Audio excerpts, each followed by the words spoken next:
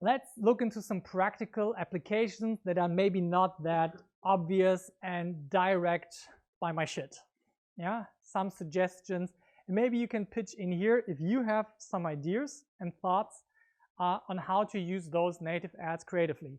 Because that's a bit what growth marketing is also about. It's about searching for the path that is really smart and not the super obvious one.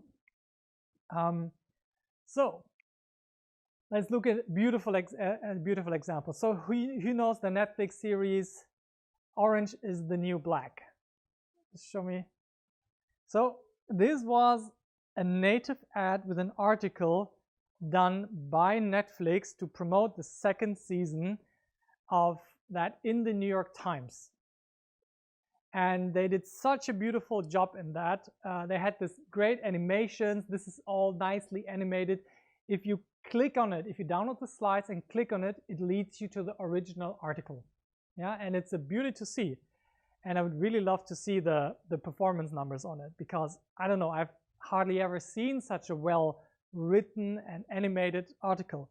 Because if you pay a lot of money to do it, you can afford a much more thorough investigation and research, which is maybe even an advantage of paid ads, but I don't want to start that political discussion with the internet. So if you scroll down, you see videos with those women that are being interviewed, and it portrays the a more approachable pictures of what women in prisons are really like.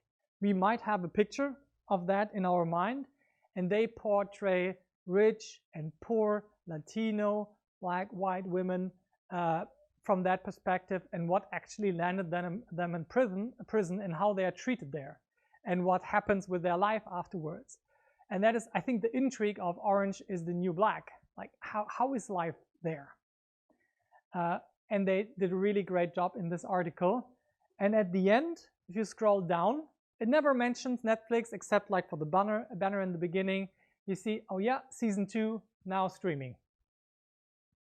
And that's it. So they really put in the work. The production value is insane for such an article to promote your audience. I think this was a really creative way. So lots of people say like, yeah, why don't you write good articles? Then you get editorially published. Why not write a good article and get paid traffic from it? Yeah, this is not an invitation to start doing journalistic shit. Yeah, really write good articles. That might be brand threatening if you publish shitty stuff, but that is true anywhere. It's even worse because it's such a huge amplification of bad quality. But go in there, shine. Yeah, I usually, when I pay for an article to be written, I used to have very, very different pricing expectations, and I'm very curious. Has anybody of you paid for articles to a content creator or journalist to write it? Yeah, could you maybe give me an idea of what you paid for what? Oh, so we paid for articles in. It was 1 year ago, and I don't remember about exactly the platforms, but you can go to photochain.io and test it out. Yeah, I will, of course. Yes, but what did you pay for it? I paid for it a lot of money. How much? How long was the article? Maybe 2,500 words. So a very long article. Was it well researched and well written? Yes, it was well written. Give us an idea. How much is a lot? 2,000 euros. 2,000 euros. So this is a lot. Yeah. So anybody else who paid for article? Who paid less than 2K for the last article they had written? I did. Anybody else? Yeah, maybe you write all of your own articles. Very commendable. Yeah. So there used to be SEO content platforms like Content.de, Text Broker, and when my bro and I, when we paid $25 per article, this needed to be a really awesome article.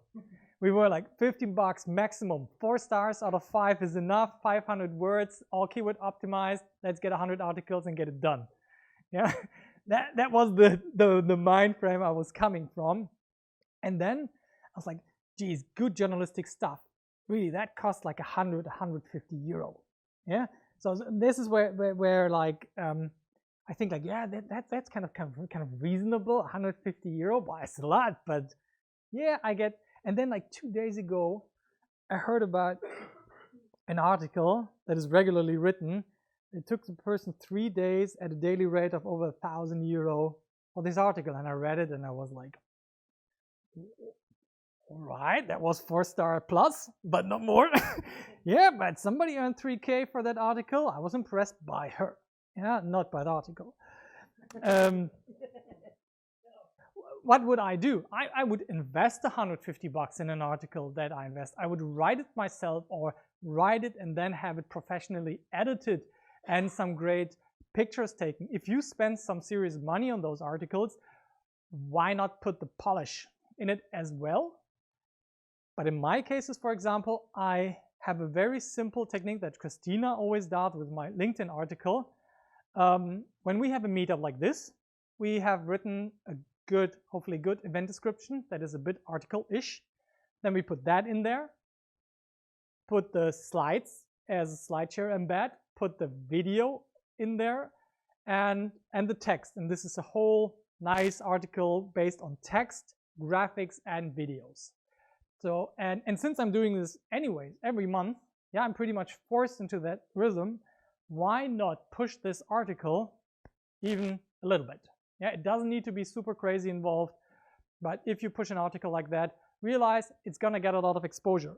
And I tried with this with a product called EchoCut.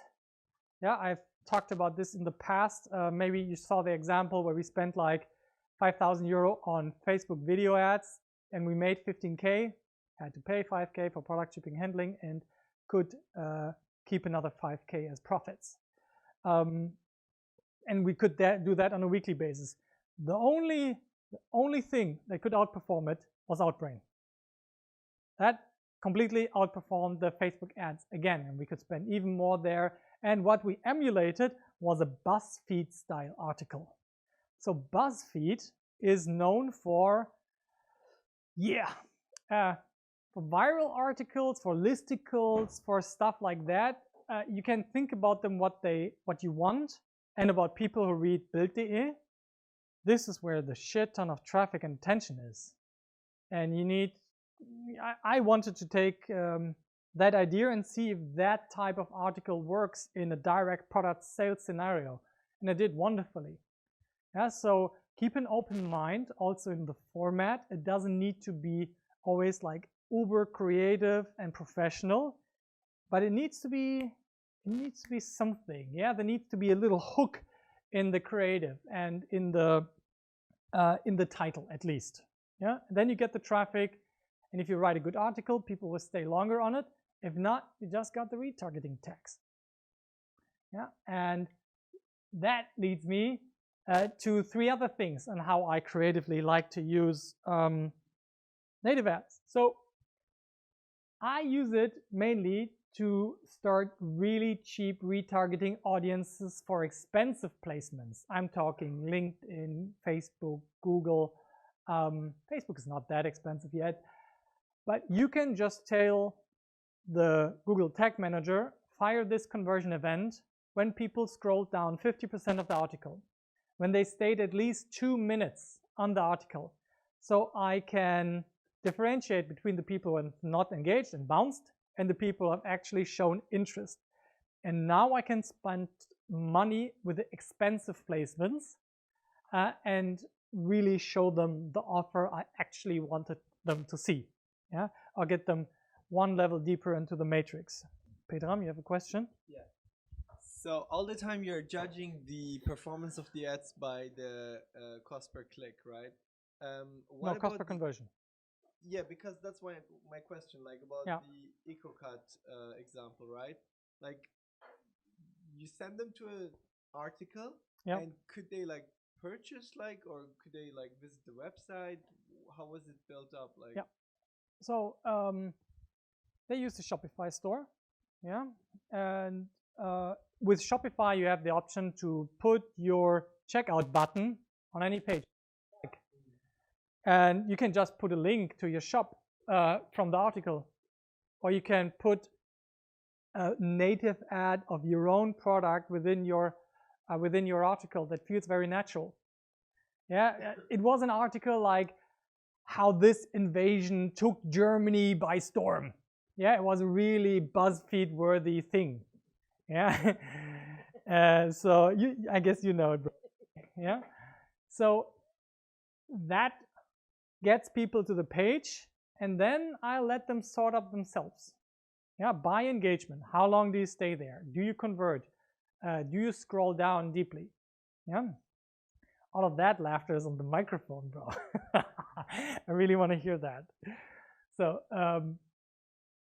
so this is where I then can go for high engagement people and put them into a LinkedIn.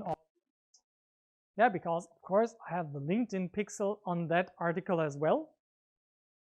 Yeah, through Google Tag Manager or Segment or whatever you love to use. And as long as people opted in, yeah, you're free to now target the people who stayed more than 2 minutes and scrolled down 50% on LinkedIn, where I'm expecting to pay $5 per click. But I'm not willing to spend $5 per click on random dudes. Yeah, I'm very willing to spend that money on people who have been engaged with my audience. Yeah, not the other way around. So, second thing, content upgrades on the articles for lead generation, downloadable PDFs that fit the topic. So, let's take an example out of your area. Anybody who thinks that native ads might be a reasonable source of traffic for them? Just raise your hands. So, what would you think, what kind of article would make sense for you to promote? What do you do? What's your URL? I'm a person that, personally have my own company by myself, and I'm a business model designer. I'm doing for small, medium companies, doing a business model, especially for startups and when they go into live, how to bring the product live. For me, it's more like to to make interest and then bringing value to the audience who are reading the article. That's mostly that. So you would write an article about like 3 steps on how to get started with a high performance business model. Yeah. For example, let's say, and then you get people there. What could you give them as a content upgrade to download when you get the contact data from them? Could be a checklist or perfect. Something. Yeah, a downloadable checklist. 13 things you have to keep in mind when creating a business model in a little pop-up on the side or nastily in the middle. You just have to give me your name and your email address, and we send it to you right away after you double opted in and checked all the right boxes. Yeah, that would be a beautiful way to do it. Yeah, you could also promote your events. You could, in case you have any, or where you go speaking, or if you have anything free on your website to download, you could push that. But that is a good point. You got them in for very cheap, and now you need to have a way to separate them. If you just send them to the article and they read, that's not too much value.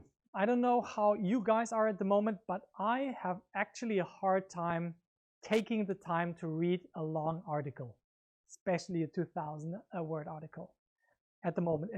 I'm in such a YouTube and Audible world in my brain here at the moment that it's hard for me, it has become, sadly, hard for me to consume written text in long form. If it's in fiction, I love it. Yeah, like sci-fi and fantasy, I'm all over it.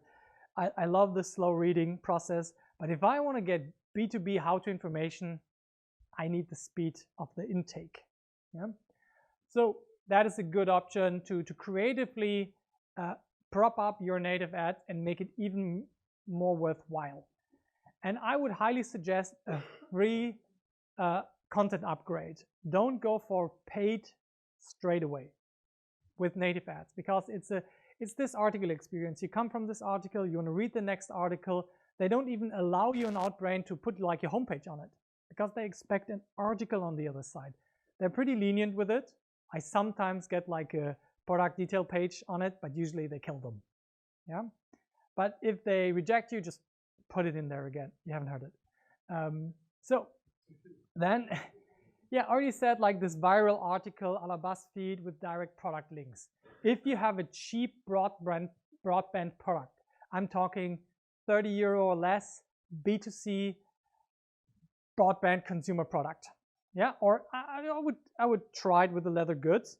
I would try that, and maybe just shoot for the more higher end magazines. But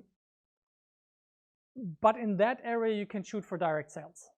Yeah, go for a viral article with a really clickbaity tagline and an image, and see what happens. Yeah, that was what made a big splash with Outbrain, that with EchoCut, which was already highly profitable with Facebook video ads, which are also a type of native ads because they, as I said, feel very much like a normal Facebook post. Use this opportunity with native ads now to tell your story in an article and boost it, and then take the retargeting seriously. Yeah? Don't look too harshly at the conversion numbers in native. See what happens afterwards when you have a proper retargeting or email nurturing funnel after that, and take that whole thing into account when you judge the native ads thing. Okay?